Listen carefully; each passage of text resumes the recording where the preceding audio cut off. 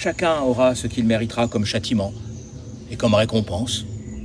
Le peuple allemand et tous les autres vivront en paix et en fraternité après la guerre, qui ne durera plus longtemps.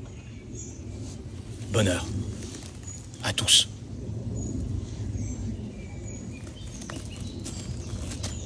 J'ai un regret profond de ne t'avoir pas rendue heureuse. J'aurais bien voulu avoir un enfant de toi comme tu le voulais toujours. Je te prie donc de te marier après la guerre, sans faute, et d'avoir un enfant pour mon bonheur. Et pour accomplir ma dernière volonté, marie-toi avec quelqu'un qui puisse te rendre heureuse.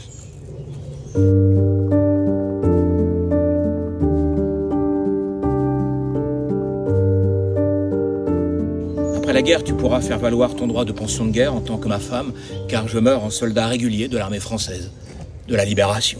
Nous venons de faire une lecture de lettres de fusillés de la Seconde Guerre mondiale, d'hommes qui sont morts ici, fusillés au Mont-Valérien. Donc ça s'appelle Derniers adieux, et c'est à la fois donc une présentation de la vie de l'homme qui va mourir, et puis sa dernière lettre, et ensuite ce qu'il est devenu dans la mémoire. Nous sommes tous les deux délégués d'une classe de 3e au collège Jacques-Yves Cousteau, dans la petite commune de Bussy-Saint-Georges. On a pu aborder ces sujets-là en cours d'histoire et en cours de français. C'est dans le cadre d'un partenariat qui a été fait entre donc, le Mont-Valérien et le collège Yves Cousteau. Et donc il y a plusieurs classes de 3e. Je pense que toutes les classes de 3e de cet établissement sont venues ici au Mont-Valérien, et à chaque fois on leur a fait lors de 3 représentations la présentation de Derniers adieux.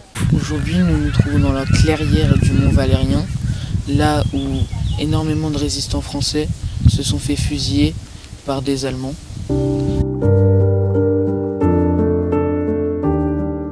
Mes dernières heures, ce soir, 14 décembre.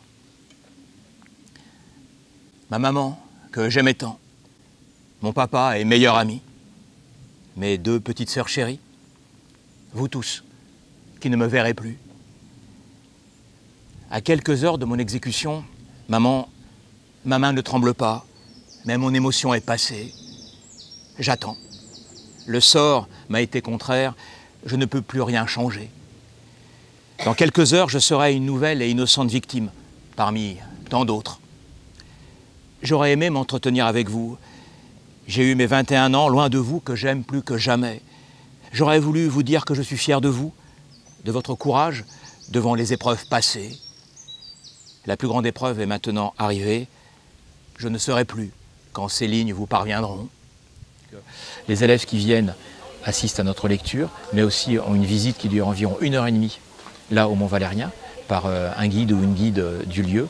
Et puis il y a aussi tout un travail pédagogique qui est mené le jour même avec les médiateurs et médiatrices culturelles sur les documents du lieu. On a pu écouter l'intervention de 2 lecteurs qui nous ont lu et présenté les lettres des résistants abattus, notamment celle de Missak Manouchian. Là aujourd'hui on a présenté 6 lettres. Donc 6 parcours de vie et 6 lettres. Et à chaque fois, on est attentif à ce qu'on ait des lettres de 1941-1944, que les différents courants de la résistance soient présents, que les croyances religieuses ou non soient aussi présentes. Et puis, pour ces jeunes gens, on a quand même priorisé aussi des lettres où on a des jeunes gens qui s'expriment. En entendant certains de ces lettres, j'étais émue le fait que c'était adressé aux membres de la famille, à des personnes qu'ils aiment. Et je trouvais ça triste que la majorité, il y a certaines personnes qui étaient très jeunes, par exemple, qui avaient 16 ans. C'est-à-dire ils ont 18, 19, 20 ans, entrés en résistance à 16 ans, morts à 18 ans. Et on a aussi choisi la lettre d'un résistant allemand qui est mort ici, Karl Schönhaar. Et on a fait aussi attention à avoir des gens très connus, par exemple Missak Manouchian, mais aussi des gens comme Marcel Berton qui sont un peu des oubliés de la grande histoire. Missak Manouchian est né le 1er septembre 1906 à Adamian, dans l'actuelle Arménie. Il est issu d'une famille de paysans. Il grandit dans le souvenir du massacre de 200 000 Arméniens à la fin du XIXe siècle. En 1915, il assiste au génocide des Arméniens par les Turcs. Lui et son frère survivent Leur père est assassiné. Leur mère meurt de famine. Les deux garçons sont d'abord cachés par une famille kurde, puis sont recueillis dans un orphelinat à Djounieh, situé dans l'actuel Liban. Dans un premier temps, les lettres des résistants, on va également retenir leur parcours. Le fait que ce soit des jeunes personnes au moment où elles se sont faites fusiller, ça rajoute encore plus d'admiration à nos yeux. À chaque fois, les élèves ont une belle écoute. Forcément, ils sont pris par le lieu, ils sont pris par ces histoires de vie, par ces lettres qui les touchent, comme on peut être touché à l'adolescence. Et on le voit bien après aussi dans les questions, dans la manière dont ils nous écoutent, dont ils nous disent merci aussi. La Seconde Guerre mondiale, c'est un tragique événement qui a bouleversé le XXe siècle. C'est un événement durant lequel pas mal d'atrocités se sont déroulées, pas mal de gens sont morts et on trouve ça très important aujourd'hui de conserver leur mémoire et de sensibiliser les générations à venir.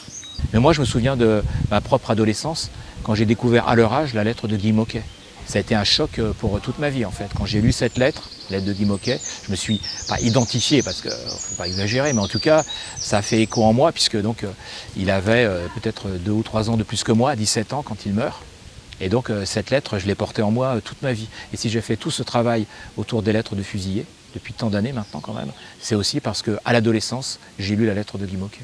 Une fois que je serai rentré chez moi, je m'empresserai de raconter cette sortie à mon petit frère. Le travail de mémoire, ça fait vraiment partie de la démarche artistique de ma compagnie et de ma démarche personnelle. On a de la chance d'avoir 2 très bons professeurs qui conservent cette mémoire-là et qui nous en parlent assez régulièrement.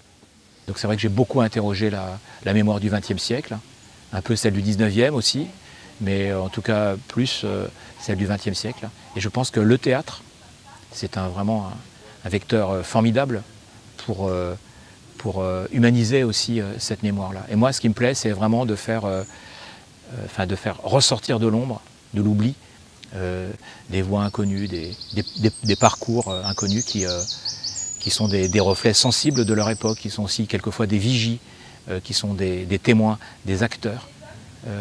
C'est beau de leur rendre hommage, de ne pas les oublier.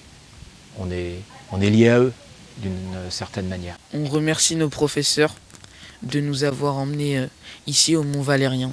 Et ici, dans ce lieu, je trouve qu'on est relié à ces hommes. Il y a un peu plus de 1000 hommes qui sont morts ici, c'est considérable. En même temps, ici, c'est un lieu exceptionnel où on se sent bien, paradoxalement, où on est en pleine nature, on entend les oiseaux chanter, il y a du vent dans les arbres, il y a un beau soleil. Et on est bien ici.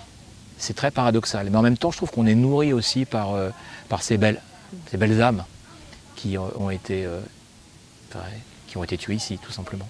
Grâce à eux, on a pu écouter ces lettres et nous faire une idée plus précise de ce qu'ont vécu les résistants. Voilà, c'est un honneur pour nous d'être ici aujourd'hui. En fait, ce qui est important, c'est de voir que la jeunesse, elle s'empare de cette histoire qui peut être très lointaine pour elle. Ça fait plus de 80 ans maintenant. Et donc on voit que ce qui est dit, ce qui a été écrit il y a 80 ans touche un adolescent d'aujourd'hui. Que le message, en fait, il est universel. Ce message de fraternité, de paix, annoncé, de refus de la haine, de refus de la vengeance, œil pour œil, dent pour dent. Non, on n'en est pas là, on est au-delà de ça. C'est même un peu philosophique, je dirais. Et donc les jeunes gens prennent ça pour eux, et c'est un beau message qu'on peut leur envoyer.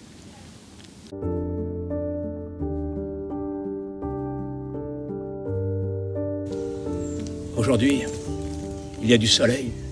C'est en regardant au soleil et à la belle nature que j'ai tant aimé que je dirai adieu à la vie et à vous tous, ma bien chère femme et mes bien chers amis. Je pardonne à tous ceux qui m'ont fait du mal ou qui ont voulu me faire du mal, sauf à celui qui nous a trahis pour acheter sa peau et ceux qui nous ont vendus. Je t'embrasse bien fort, ainsi que ta sœur et tous les amis qui me connaissent de loin ou de près. Je vous serre tous sur mon cœur. Adieu, ton ami, ton camarade, ton mari. Aime